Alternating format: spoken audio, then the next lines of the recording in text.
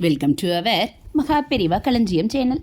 இன்னைக்கு நம்ம பார்க்க போகிறது தெய்வத்தின் குரல் 4ஆம் பாகம் 6ஆம் அத்தியாயம் போர் தீர்ந்து அமைதி காண. அதில் துவைத விசிஷ்டாத்வைதங்களில் ஜீவாத்ம பரமாத்மாக்கள். துவைதமாகவே நினைக்க பழக்கப்பட்டுவிட்ட நம்மில் எவருக்கும் தோன்றக்கூடியது சர்வசக்தனும் சர்வஞனுமான பரமாத்மா வேறேதான். அல்பசக்தனும் கிஞ்சித்ஞமான சிற்றறிவினனுமான ஜீவாத்மா அவனுக்கு வேறேதான் என்ற எண்ணமே. இவர்களை முறையே பேருயிர் சிற்றுயிர் என்றும் சொல்வதுண்டு. இப்படி ஒருவருக்கொருவர் மலைக்கும் மடுவுக்குமாக வித்தியாசமாக உள்ள 2 பேர் நிச்சயமாக இருவேறு ஆசாமிகளாகத்தான் இருக்க வேண்டுமென்று தோன்றும். இதுதான் மத்வாச்சாரியார் பிரச்சாரம் செய்த துவைதம். பரமாத்மாவும் ஜீவாத்மாவும் இருவேறு வியக்திகள் என்ற அபிப்பிராயத்தை கொண்டதால் துவைதம் எனப்படுகிறது. ஒரு குயவன் தனக்கு முற்றிலும் வேறாக பானை என்று ஒன்றை பண்ணி போடுகிற மாதிரி பரமாத்மா ஜீவாத்மாவை அடியோடு வேறு வஸ்துவாக பண்ணிவிடவில்லை என்றும், உடம்பை உயிர் இயக்குகிற மாதிரி ஜீவனின் உயிரை அதற்கும் உயிராக உயிர்க்குயிராக என்கிறோமே, அப்படி இயக்கும் அந்தர்யாமியாக அவன் இருக்கிறானென்றும் ராமானுஜர் சித்தாந்தம் செய்தார். இதைத்தான் விசிஷ்டாத்வைதம் என்பது. அவரும் இந்த ஜீவாத்மாவானது பரமாத்மாவை துவைதமாக பிரிந்திருந்து பக்திதான் பண்ணிக்கொண்டிருக்க முடியுமே தவிர அந்த பரமாத்ம தத்துவத்திலேயே ஜீவன் பிரிதர அத்வைதமாக ஒன்றிவிட முடியாது என்றுதான் மோட்ச நிலையை துவைதமாக டிஃபைன் செய்திருக்கிறார். சரி, இங்கே எல்லாம் ஜீவாத்மா என்று சொல்வதிலே ஆத்மா என்பது என்ன? ஜீவனின் நிஜமான உள் உண்மை தத்துவம் எதுவோ அதுதான். இது மனசில்லை, அந்த கரணம் இல்லை என்பதை துவைதிகள் உள்பட எல்லா சித்தாந்திகளும் ஒப்புக்கொள்கிறார்கள். எதிலும் பட்டுக்கொள்ளாத சாட்சி என்று ஒன்றை சொல்கிறார்கள்.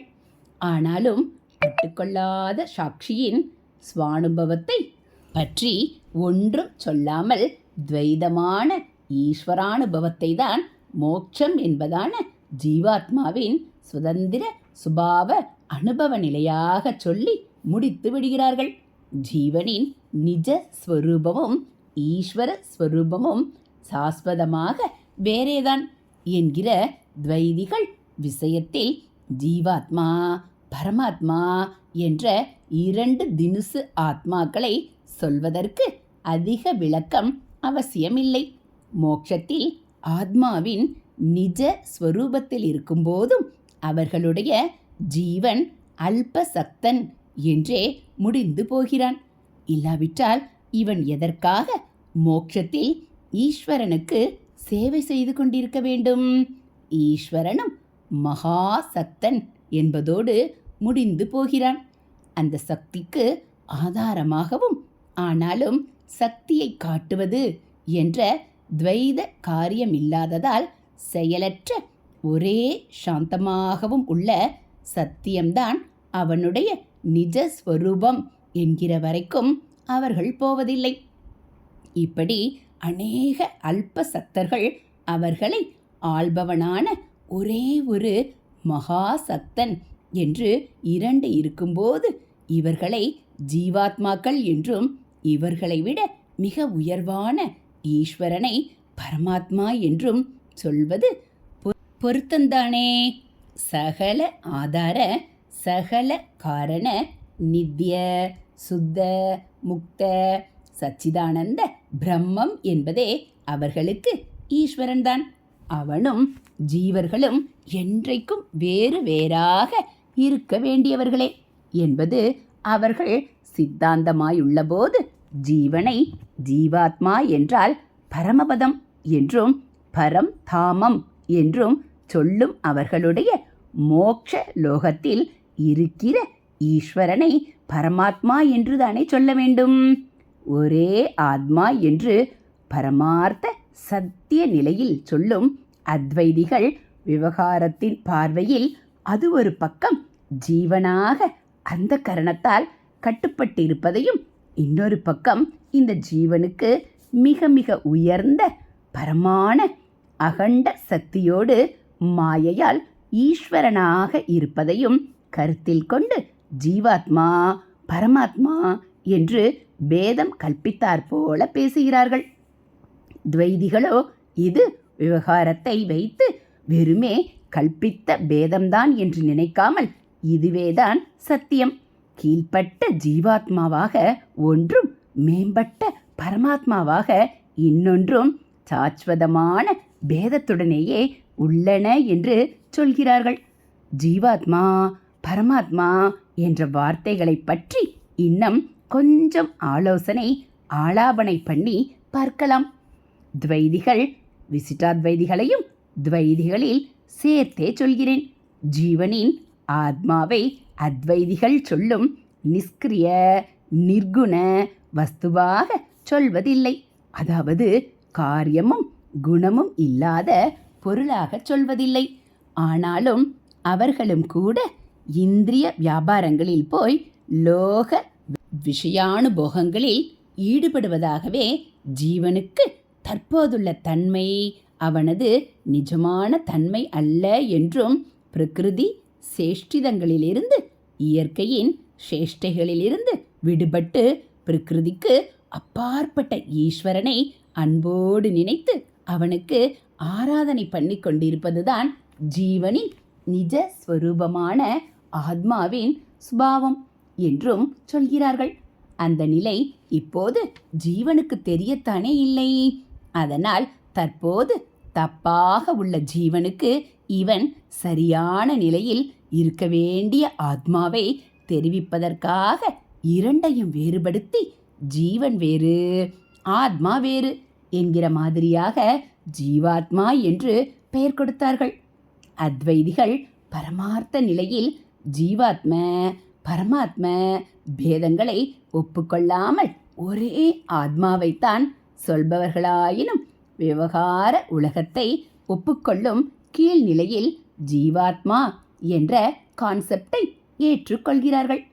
ஆத்மா என்ற நிஜ தானாக ஜீவன் தன்னை தெரிந்து கொள்ளாத விவகாரத்திலும் அவன் எதையோ ஒன்றை தானாக நினைத்து கொண்டுதானே இருக்கிறான். அதை ஜீவாத்மா என்று சொல்லிவிட்டு போவோம் என்று ஒப்புக்கொண்டிருக்கிறார்கள். ஹரஹர சங்கர ஜெய ஜெய சங்கர. அடுத்து தொடர்பு கொண்ட இரண்டு வஸ்துக்கள். ஜீவனும் ஆத்மாவும் ஒன்று என்றால் ஜீவ பாவத்தில் இருப்பதும் ஆத்மாவாக இருந்து கொண்டிருக்கும் நிலையும் ஒன்று என்றால் அப்போது ஜீவன் என்றோ ஆத்மா என்றோ ஒன்றை மட்டும் சொன்னால் போதும். இரண்டையும் சேர்த்து ஜீவாத்மா என்று சொல்ல வேண்டியதில்லை. வேடிக்கையாக தோன்றலாம். சேர்த்து சொன்னதாலேயே இரண்டையும் பிரித்து காட்டினதாக ஆகிறது. பால் பாயசம் என்று சொல்கிறோம். பாலே பாயசம் இல்லை. அதிலே பாலுக்கு வேறாக என்னமோ சர்க்கரை கிக்கரை சேர்த்து அதன் இயற்கையான தன்மையை நிஜ ஸ்வயரூபத்தை வேறே மாதிரி மாற்றி அதன் இயற்கை ருசியை கூட்டி பாயசம் என்று இன்னொன்றை பண்ணி இருக்கிறது. அதனால் பால் பாயசம் என்று சொல்கிறோம். பாலும் சர்க்கரையும் போல வேறாக இன்றி பாலும் மில்க்கும் ஒன்றேதான். பாலுக்கே சீரம் என்றும் பெயர் இருக்கிறது. இப்படி ஒரே வஸ்துவை இரண்டு வார்த்தைகள் குறிக்கும்போது இரண்டையும் சேர்த்து பால் மில்க் பால் சீரம் என்று சொல்வதுண்டா? ஜீவாத்மா என்ற வார்த்தை சமாச்சாரமும் இதிலிருந்து புரிகிறது. ஜீவனும் ஆத்மாவும் ஒரேயடியாக சம்பந்தமே இல்லாதவையாயிருந்தாலும் ஜீவாத்மா என்று சேர்த்து சொல்ல முடியாது. பாலோடு சம்பந்தப்படுகிறவற்றைத்தான் பால் பாயசம் பால் போலி பால் சாதம் என்று சொல்ல முடிகிறதே தவிர அதோடு சம்பந்தப்பட முடியாத ரசம் மோர் முதலியவற்றோடு சேர்த்து பால் ரசம் பால் மோர் என்று சொல்ல இடமிருக்கிறதா?